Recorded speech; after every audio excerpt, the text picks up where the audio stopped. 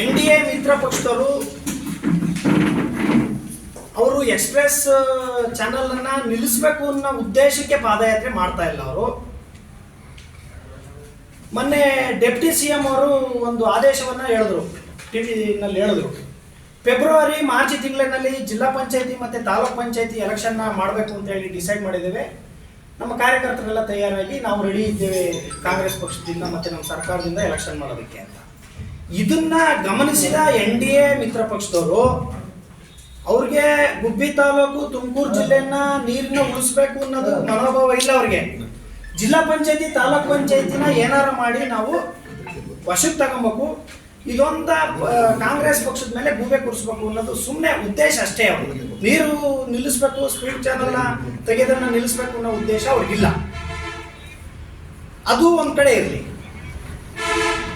ಮಾನ್ಯ ದಿಲೀಪ್ ಕುಮಾರ್ ಗುಬ್ಬಿ ಡಿ ರಾಂಪುರದಿಂದ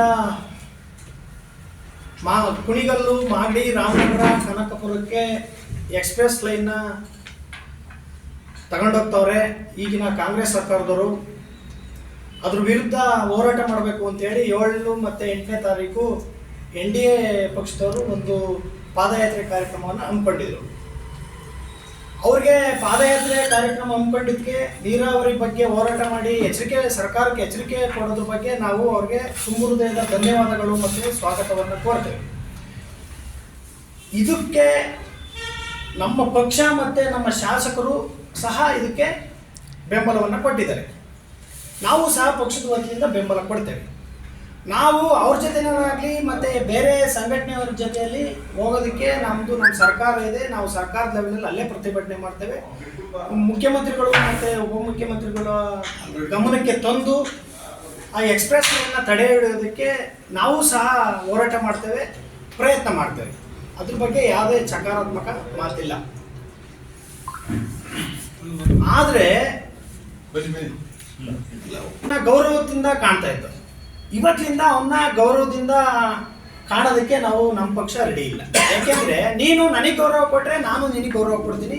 ಇದು ನಮ್ಮ ಸಮಾಜದ ಧರ್ಮ, ವಾಡಿಕೆ. ಅವರು ಹೇಳ್ತಾರೆ, ಒಂದ್ಸರಿ ಡಿ ರಾಂಪುರದಲ್ಲಿ ಪ್ರತಿಭಟನೆ ಮಾಡುವಾಗ ಹೇಳ್ತಾರೆ, ಶಾಸಕರು KSRTC ಅಧ್ಯಕ್ಷರಿದ್ದಾರೆ, ಅವ್ರದ್ದು ಏನೂ ಇಲ್ಲ, ಬರೀ ದುಡ್ಡು ಮಾಡೋ ಅಂಥದ್ದು. KSRTC ಡಿಪೋಗಳಿಗೆ ಭೇಟಿ ಕೊಟ್ಟು ಹಳೆ ಟೈರ್ಗಳನ್ನು ಮಾರಿಬಿಟ್ಟು ಅದರಿಂದ ಬಂದಂಥ ಕಮಿಷನ್ನ ತಗೊಂಡು ಅವರು 8 ದಿನ KMF ಎಲೆಕ್ಷನ್ಗೆ ನಿಲ್ಲಿಸಿದ್ದಾರೆ ಅಂತ. ಅದಕ್ಕೆ ನಾವು ಉತ್ತರ ಕೊಟ್ಟಿದ್ದೀವಿ ಅವನಿಗೆ, ದಿಲೀಪ ನನಗೆ ಉತ್ತರ ಕೊಟ್ಟಿದ್ದೀವಿ ಅವನಿಗೆ. ಮತ್ತು ಇನ್ನೊಂದು, ಮೊನ್ನೆ ಇಲ್ಲಿಂದ ಪಾದಯಾತ್ರೆ ಹೊರಟ ಸಂದರ್ಭದಲ್ಲಿ ನಿಟ್ಟೂರು ಮತ್ತು DC ಆಫೀಸ್ ಹತ್ರ ಕೂತ್ಕೊಂಡು ಮಾತಾಡ್ತಾನೆ. ಶಾಸಕರ ಧರ್ಮಪತ್ನಿ ಅಮ್ಮ ಬ್ಯಾಂಕ್ ಮಾಡ್ಕೊಂಡಿದ್ದಾರೆ, ಅವ್ರಿಗೆ ದುಡ್ಡು ಕಲೆಕ್ಷನ್ ಮಾಡೋದೇ ಆಗ್ತದೆ, ತಾಲೂಕಿನ ಅಭಿವೃದ್ಧಿ ಮತ್ತು ಸ್ಪೀಡ್ ಚಾನಲನ್ನು ನಿಲ್ಲಿಸೋದಕ್ಕೆ ಯಾವುದೇ ರೀತಿ ಆಸಕ್ತಿ ಇಲ್ಲ ಶಾಸಕರಿಗೆ ಅಂತ ಹೇಳ್ತಾರೆ. ನಾನು ಒಂದೇ ಹೇಳೋದು, ನಿನಗೆ ಮಾನ ಮರ್ಯಾದೆ ನೈತಿಕತೆ ಗೌರವ ಅನ್ನೋದೇನಾರು ಇದ್ದರೆ, ಬೇರೆ ಹೆಣ್ಣು ಮಕ್ಕಳ ಮೇಲೆ ನಿನಗೇನಾರು ಗೌರವ ಇದ್ದರೆ, ಆತ್ಮಸಾಕ್ಷಿ ಅನ್ನೋದೇನಾರು ಇದ್ದರೆ, ನೀನು ಇಷ್ಟು ವರ್ಷ ದುಡಿದು ಸಂಪಾದನೆ ಮಾಡಿದೆಯಲ್ಲ, ಕೋಟ್ಯಾಧೀಶ್ವರ ಅಂತ ಹೇಳ್ಕೊಂಬತ್ತೀಯಲ್ಲ, ಬಗಳಿಕಂಬತ್ತೀಯಲ್ಲ ದಿಲೀಪ, ನೀನು ಬಗಳಿಕಂಬತ್ತೀಯಲ್ಲ ರೋಡೊಳಗೆ ಬೆಂಕಿ ಇಕ್ಕ ದಿಲೀಪ. ನಿಮ್ಮ BJP ಪಕ್ಷದ ತಾಲೂಕು ಘಟಕ ಆಗಲಿ ಜಿಲ್ಲಾ ಘಟಕ ಆಗಲಿ BJP ವತಿಯವರು ನಿನ್ನ ಲೀಡರ್ಶಿಪ್ಪನ್ನು ಒಪ್ಕೊಂಡಿಲ್ಲ. ನೀನು ಲೀಡ್ರು ಅಂತ ಕನ್ಸಿಡರೇ ಮಾಡಿಲ್ಲ BJP ಅವರು.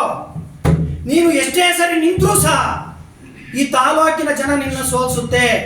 ಯಾಕೆ ಅಂದರೆ ಎಲ್ಲರೂ ಎತ್ತಿಕ್ಕಂಥ ಕೆಲಸ ನೀನು ಮಾಡ್ತಾ ಇದೆಯಾ. ನೀನು ಮಾತಾಡ್ಬೇಕಾದ್ರೆ ಎಲ್ಲರಿಗೂ ಒಂಥರ ಹುಮ್ಮಸ್ ಸಿಕ್ಕುತ್ತೆ, ದಿಲೀಪ ಸಿಕ್ಕೋದು ಉಯ್ದು ಬಿಡೋಣ ಅಂತ ಸಿಟ್ಟತ್ತದೆ, ಆ ಥರ ಮಾತಾಡ್ತೀಯಾ. ಹಂಗಾಗಿ ನಿನಗೆ ಜನ ತಿರಸ್ಕಾರ ಮಾಡಿವೆ. ನೀನು ಎಷ್ಟೇ ಸರಿ ನಿಂತ್ಕೊಂಡ್ರು ನೀನು ಶಾಸಕ ಆಗಲ್ಲ. ಶಾಸಕ ಅನ್ನೋ ಪದದ ಅರ್ಥ ಗೊತ್ತಿಲ್ಲ, ನೀನು ಆನೆಸ್ಟಾಗಿ ದುಡ್ದಿಲ್ಲ. ಶಾಸಕರು ಇಷ್ಟು ವರ್ಷ ರಾಜಕೀಯ ಜೀವನದಲ್ಲಿ ಟ್ಯಾಕ್ಸ್ ಕಟ್ಬಿಟ್ಟು ಅವರು ಬಿಸ್ನೆಸ್ ಮಾಡಿದ್ದಾರೆ, ಅದಕ್ಕೆ ಸಾಕ್ಷಿ ಪುರಾವೆಗಳಿದ್ದಾವೆ. ನೀನೇನಾದ್ರೂ ಟ್ಯಾಕ್ಸ್ ಕಟ್ಟಿದ್ಯಾ? ಎಷ್ಟು ಇಲೀಗಲ್ ಮೈನ್ಸ್ ಮಾಡಿದ್ಯಾ? ಇದೆಲ್ಲ ನಮಗಿದೆ. ನಿನಗೆ ಸಾಕ್ಷಿ ಸಮೇತ ಬೇಕಾ? ಇದೆ, ಬಡವನಪಾಳ್ಯ ಅಂತ ಇದೆ, ಅಲ್ಲಿ ಶಾಂತಕುಮಾರ್ ಮತ್ತು ವಿಶ್ವಣ್ಣ ಅಂತ ಇದ್ದಾರೆ, ಅವ್ರನ್ನ ಕರೆಸ್ತೀನಿ. ಅವ್ರ ಸಮ್ಮುಖದಲ್ಲಿ ಅವರಿಬ್ಬರಿಗೆ ಉತ್ತರ ಕೊಡು ನೀನು. ಶಾಂತಣ್ಣ ಮತ್ತು ವಿಶ್ವಣ್ಣ ಅಂತೇಳಿ ಇಬ್ಬರು ಅಣ್ತಂದಿರು, ನಮ್ಮ ಪಕ್ಷದ ಕಾರ್ಯಕರ್ತರು. ಅವ್ರನ್ನ ಕರ್ಕೊಂಬಂದು ನಿಮ್ಮ ಎದುರಿಗೆ ನಿಲ್ಲಿಸ್ತೀನಿ. ಅವರಿಬ್ಬರಿಗೆ ಉತ್ತರ ಕೊಡು, ನಿನಗೆ ಸರೆಂಡರ್ ಆಗ್ತೀವಿ. ಎಷ್ಟು ಜನ ರೈತರು ಮನೆ ಹಾಳು ಮಾಡಿದ್ಯಾ ಅನ್ನೋದು ನಿನಗೆ ಗೊತ್ತಿಲ್ಲ. ಇಷ್ಟು ಹೇಳಕ್ಕೆ ನಾನು ಬಯಸ್ತೀನಿ. ಮುಂದೆ ಏನಾದ್ರು ನಿನ್ನ ನೈತಿಕತೆ ಇತ್ತು ಇದನ್ನೆಲ್ಲ ನಿಲ್ಲಿಸ್ಬೇಕು. ನಿನ್ನ ಹೋರಾಟ ಏನಿದ್ರು ನೀರಿನ ಬಗ್ಗೆ ರಾಜಕೀಯವಾಗಿರ್ಬೇಕು. ಶಾಸಕರ ಕುಟುಂಬದ ಬಗ್ಗೆ ಆಗಲಿ ಸುದ್ದಿ ಬರ್ಕೊಡುದು. ಬರ್ಬೇಕು ರಾಜಕೀಯವಾಗಿ ಮಾತಾಡು. ನೀನೇನೇ ಮಾತಾಡೋದು ನಾವು ಅಕ್ಸೆಪ್ಟ್ ಮಾಡ್ಕೊಂತೀವಿ. ನಾವು ತಪ್ಪು ಮಾಡಿದ್ವ, ನಾವು ತಿದ್ಕೊಳಕ್ಕೆ ಕಟ್ಟಿದ್ದೀವಿ. ನೀನು ಸಾಕ್ಷಿ ಸಮೇತ ತಂದಿಕ್ಕೋ, ನಾವು ತಿದ್ಕೊಳಕ್ಕೆ ಕಟ್ಟಿದ್ದೀವಿ. ಆದರೆ ನೀನು ಕಳ್ಳನ ಥರ ಮಾತಾಡೋ. ನೀನು ಮೈನ್ಸ್ ಕಳ್ಳ. ನೀನು ದಿಲ್ಲಿಲ್ಲದ ದಿಲೀಪ, ಮೈನ್ಸ್ ಕಳ್ಳ.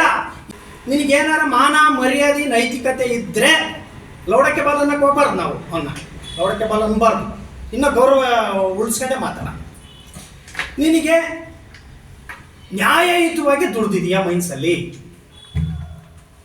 ಬಂದು ಪ್ರಮಾಣ ಮಾಡೋಕ್ಕೆ ನಾನು ನ್ಯಾಯಯುತವಾಗಿ ಮೈನ್ಸಲ್ಲಿ ದುಡ್ದಿದ್ದೀನಿ, ನಾನು ಪ್ರಾಮಾಣಿಕವಾಗಿ ಗುಬ್ಬಿಯಪ್ಪನ ದೇವಸ್ಥಾನಕ್ಕೆ ಬಂದು ಕಡ್ಡಿ ಕರ್ಪೂರ ಹಚ್ಚಿ ಪ್ರಮಾಣ ಮಾಡ್ತೀನಿ, ನಾನು ಮೈನ್ಸಲ್ಲಿ 106 ಕೋಟಿ ದುಡ್ದಿದ್ದೀನಲ್ಲ ನ್ಯಾಯಯುತವಾಗಿ, ಸರ್ಕಾರಕ್ಕೆ ಟ್ಯಾಕ್ಸ್ ಕಟ್ಟಿ ಯಾರನ್ನು ಮುಂಡ ಮೋಚದಲ್ಲೇ ಯಾರನ್ನು ರೈತರನ್ನ ಒಕ್ಕಲೆಬ್ಬಿಸ್ತಲೇ ನಾನು ದುಡ್ದಿದ್ದೀನಿ ಅನ್ನೋ ಯೋಗ್ಯತೆ ನಿನಗಿದೆಯಾ ದಿಲೀಪ? ಮಿಸ್ಟರ್ ದಿಲೀಪ, ನಿನಗೆ ನೈತಿಕತೆ ಇದೆಯಾ? ಬೇರೆ ಹೆಣ್ಮಕ್ಳ ಬಗ್ಗೆ ಮಾತಾಡ್ತೀಯಲ್ಲ, ನಿನಗೆ ಹೆಣ್ಣಿನ ಬಗ್ಗೆ ಗೌರವ ಇದೆಯಾ? ಶಾಸಕರು ಕಮಿಷನ್ ತಗೊಂಡ್ರದ ಕಳ್ಳನ ಮಗನೇ ನೀನು ನೋಡಿದೀಯಾ? ನಿನಗೆ ಸಾಕ್ಷಿ ಪುರಾವೆ ಎಲ್ಲ ಇದ್ರೆ ಕಳ್ಳನ ಮಗನೇ, ನಿನಗೇನಾರ ಮಾನ ಮರ್ಯಾದೆ ಇದ್ರೆ ಸಾಕ್ಷಿ ಸಮೇತ ತಂದುಕೊಡು, ನಾವು ಶಾಸಕರನ್ನ ರಾಜೀನಾಮೆ ಕೊಡಿಸ್ತೀವಿ. ಇಲ್ಲ ಅಂದ್ರೆ ನೀನೇನ್ ಮಾಡ್ಕಂತೀಯ ಹೇಳು ದಿಲೀಪ.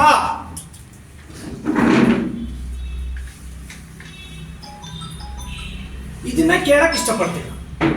ಅವ್ನು ನ್ಯಾಯ ದುಡ್ದಿದ್ರೆ ಮೈನ್ಸಲ್ಲಿ ನನಗೆ ಗೊತ್ತು, ಪಿನ್ ಟು ಪಿನ್ ಸಾಕ್ಷಿ ಸಮೇತ ಇದೆ, ಸಾಕ್ಷಿ ಸಮೇತ ಇಟ್ಕೊಂಡಿದ್ದೀವಿ. ಮೈನ್ಸಲ್ಲಿ ನೀನು ಯಾರ್ಯಾರನ್ನ ಆ ಎಪ್ಪನ ಎಲ್ಲೋ ಮೈನ್ಸ್ ತುಂಬಿ ಯಾವುದೋ ಜಮೀನಿಗೆ ಸುರಿದು ಅಲ್ಲಿಂದ ಲೋಕಾಯುಕ್ತ ವೆಂಕಟಾಚಲ ಹೋಗಿ ಆ ಸರ್ವೆ ನಂಬರನ್ನು ರದ್ದು ಮಾಡಿ ಇದೆಲ್ಲ ಮಾಡಿಸಿದ್ಯಾ ನೀನು.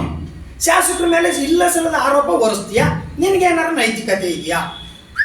ಇಲ್ಲ ಜಂಟಿ ಸುದ್ದಿಗೋಷ್ಠಿ ರೆಡಿ ಮಾಡ್ತೀನಿ ನಾನೇ, ಬನ್ನಿ. ನಾನು ನಮ್ಮ ಪಕ್ಷದ ಮುಖಂಡರು ಶಾಸಕರನ್ನು ಕರ್ಕೊಂಬತ್ತೀನಿ ಆ ಜಂಟಿ ಸುದ್ದಿಗೋಷ್ಠಿಗೆ. ನೀನು ನಿನ್ನ ಸಾಕ್ಷಿ ಸಮೇತ ಪುರಾವೆಗಳಿದ್ರೆ ತಗೊಂಬಂದು ಇಲ್ಲಿಡು, ನಾವು ರಾಜಕೀಯ ನಿವೃತ್ತಿ ಹೊಂದ್ಬಿಡ್ತೀವಿ. ನೀನು ಹೇಳ್ತೀಯಲ್ಲ ನಮ್ಮ ಜೊತೆಗೆ ಬಂದು ಎಕ್ಸ್ಪ್ರೆಸ್ ಲೈನ್ಗೆ ಕೈ ಜೋಡಿಸಿ ರಾಜೀನಾಮೆ ಕೊಟ್ಟು ನಾವು ಇನಾಮಿನಲ್ಸ್ ಮಾಡ್ತೀವಿ